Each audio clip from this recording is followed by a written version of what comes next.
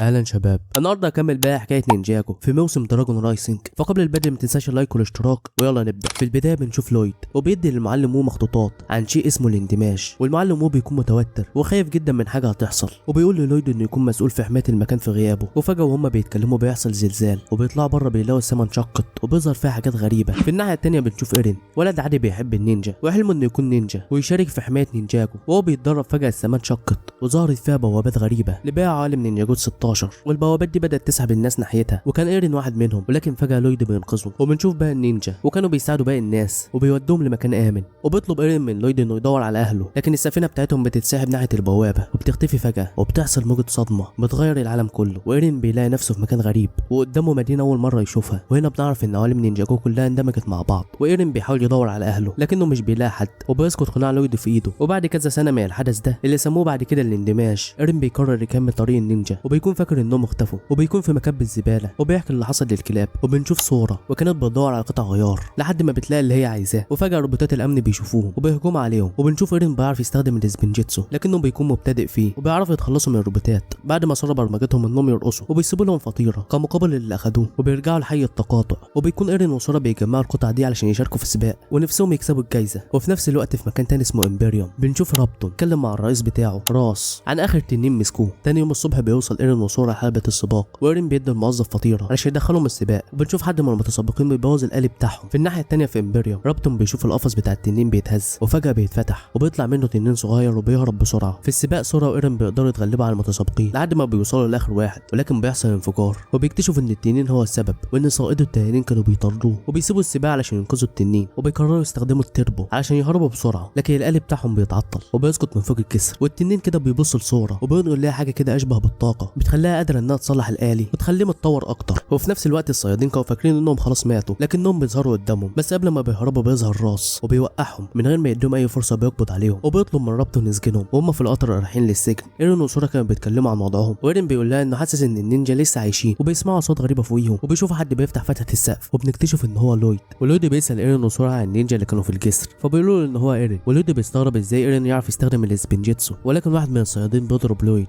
وبيوقعه جوه، وبيحرر سورا وايرين وبيطلعوا على السطح. ولويد بيطلب من ايرين وسورا يقفزوا لكنهم بيرفضوا يسيبوا التنين. واثناء ما كانوا بيدوروا عليه بيحاصرهم رابتون وبيهاجمهم، وسورا بتحاول تستخدم قوتها لكنها مش بتقدر تتحكم فيها. والتنين بيقول الجزء من قوته لسورا، لكن بسبب عدم سيطرتها الكامله على قدراتها بتحول سيوف الصيادين لقنابل بالخطا، وبينجحوا في القفز من القطار قبل ما ينفجر. والتنين بيستعمل الحطام علشان يرسم شكل جبال بيقول لهم فيها على مكان موطنه. ولويد بياخدهم للبيت وبيقرا الرساله اللي كانت بعتها كاي اللي كان بيستكشف العالم الجديد، وبيقدر يحدد موقع موطن التنين. ومش بيكون قدامه غير السفينه الجديده اللي بتكون محتاجه شويه اصلاحات، وسورا بتتطوع على اصلاحها وحاولت تحصل على مساعده من التنين ولكنه مش بيستجيب ليها. واثناء الاصلاح لويد بيحكي لايرين عن اللي حصل لما كان بيتكلم مع المعلم مو وحصل الانفجار. وقتها لويد استيقظ في البيت لوحده، وبعد كام اسبوع كده كاي بيرجع والسما بتتفتح تاني، وبيستعملوا قواهم هما الاثنين عشان يسدوها. وكاي بيقرر يخرج لاستكشاف العوالم، ولويد بيقول له انه هيفضل يحمي نينجاجو. في الحاضر بعد ما خلصوا اصلاح السفينه انطلقوا للمكان اللي وصفه التنين اللي هو موطنه، لكنهم بيتعرضوا لكمين من صيادين التنانين وبيدمروا السفينه. ولكن بنشوف التنين بيحمل السفينه طاف في مكان امن، وكان بيفكرهم اعداء، ولكن لويد بيوري له عكس كده. والصيادين بيظهروا مره تانيه وبيخطفوا التنين الكبيره اللي اسمها الزعيمه، وهي تنين يعتقد انها مرتبطه بالتنانين الاصليه اللي هي تنانين المصدر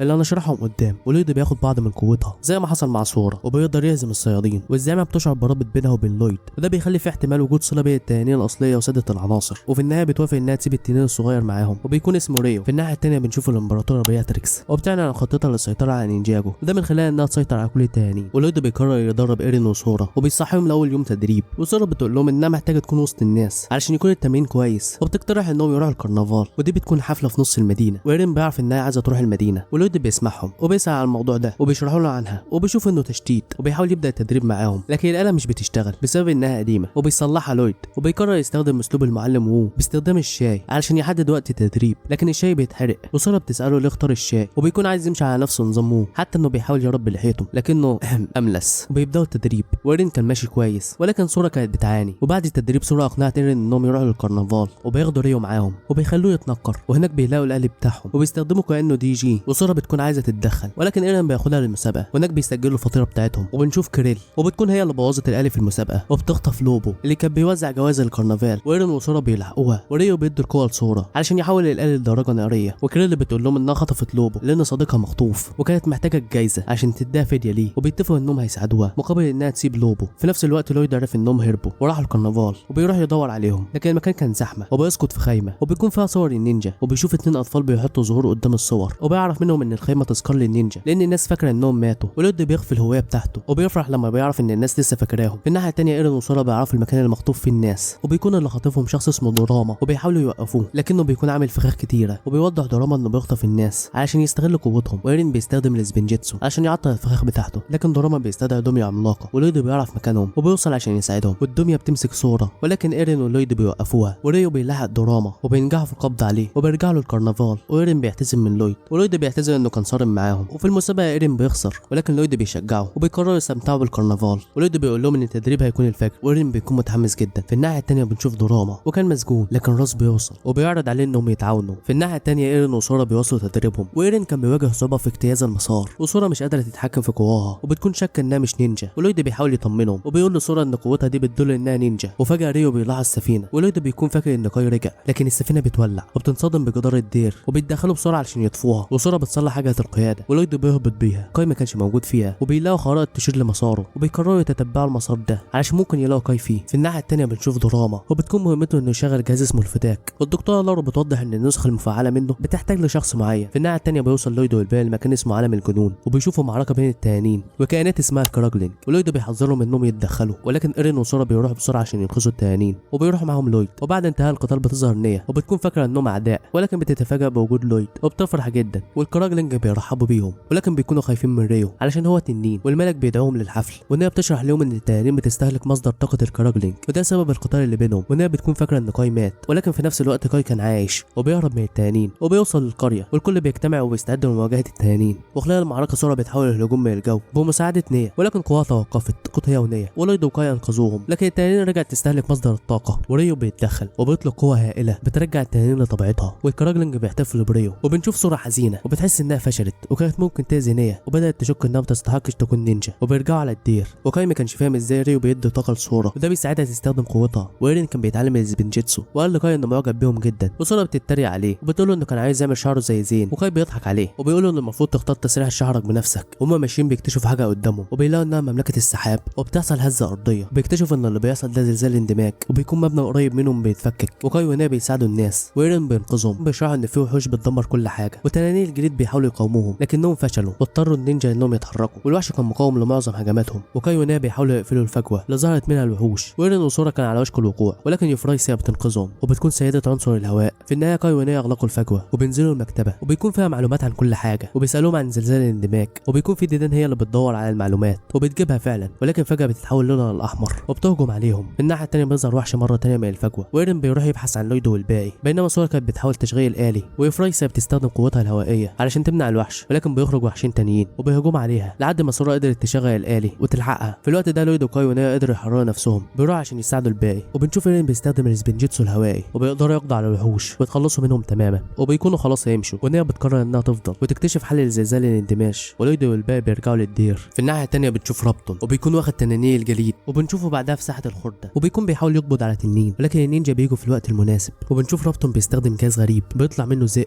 وساره بتتفاجئ وبتقول ان اسمه الفتاك، وده اختراع هي اللي عملته زمان لما كانت عايشه في امبيريا، والذئب ده بيكون قوي جدا ومستحيل يتدمر، ورابتون بياخد التنين وبيمشي. زمان ساره كان اسمها انا وهي اللي اخترعت الفتاك ده، وكان عباره عن مشروع مدرسي، ولكن المعلم بتاعها قال لها ما تعملش حاجه زي كده تاني، ولكن برضه انا بتشتغل على نسخه تانيه وبتعرضه في معرض العلوم للمدرسه، وبيكون عباره عن جهاز هولوجرام وبيطلع منه سمكه وبعدين كلب، وبتقول انهم مستحيل يتدمروا، وبتروح تحتفل مع والداها. تيجي الدكتوره لارو ودي القدوه بتاع انا، وبتقول لها انها عايزاها تشتغل معاها في المختبر بتاع مملكه امبيريا، وانا بتعرض الفتاك للدكتوره لارو. الدكتوره بتعرفها على مصدر الطاقه في المدينه وهي التنانين، والتنين ده كان اسمه ساره، والدكتوره بتقول لها ان الفتاك ده ممكن يتعمل عليه تعديلات طلعوا منه شيء لا يقهر ويكونوا جيش كبير من الفتاك، ومن خلاله يصيدوا كل التنانين، وبكده هيكون عندهم طاقه اكبر، ولكن انا بتنصدم فيها وبتقول لها انها وحش، وبتسيب المعمل وبتروح البيت. ولما رجعت البيت ولدها عباره عن خيبه املهم فيها، وقالوا لها انهم مش عايزين تبقى بنتهم تاني، وبداوا يتجاهلوها، ومن وقتها انا اتعرضت للطرد من كل الناس بما فيهم والداها. وبنرجع للحاضر وبنشوف ساره قررت انها ترجع امبريوم علشان تدمر الفتاك، ولكن ايرين بيقول لها انه هيروح معاها، ولود كان قلق عليهم فبيقول لهم انه هيروح معاهم، وبيقول لكاي يفضل في الدير طريقه لدخول امبريوم لانهم مش هيقدروا يدخلوا من المدخل الرئيسي، وكل المدخلات التانيه هتكون تحت المراقبه. وبيقترح ايرين انهم يستخدموا نظام المجاري، ولكن بيكون عليه حراسه مشدده وبيقدروا يهربوا بسرعه، وبيروحوا لمحطه الامن، وساره بتستخدم مهاراتها في الاختراق علشان تعمل هوايات مزيفه ليهم، وبياخدوا ملابس الموظفين متخفيين وبيحطوا ريا في الشنطه، ولكن الحارس بيوقفهم وبيطلب هواياتهم وبيتاكد منها وبيسيبهم، لكنهم بيوقفهم تاني لانهم مش لابسين دروع على اكتافهم، وده عقوبه انهم يروحوا منصه العار، وده عباره انك تفضل واقف والكاميرا بتصورك، وكل مملكه امبريوم يتريقوا عليك، وريو بيقفز من الشنطه وبيهجم على الحارس، وده بيخليهم يقدروا يهربوا، وايرين ولويد بيهجموا على الحراس، بينما سورا بتروح للمعمل علشان تدمر الفتاك، ولويد بيشوف نار وبيعتقد ان ده كاي، ولكن بيكتشف انه مش كاي وانه حد تاني عنده قدره النار. في الناحيه التانيه بنشوف سورا ورايحه ناحيه المختبر، تفتكر اليوم اللي حصل فيه الاندماج وانها سابت البيت ومشت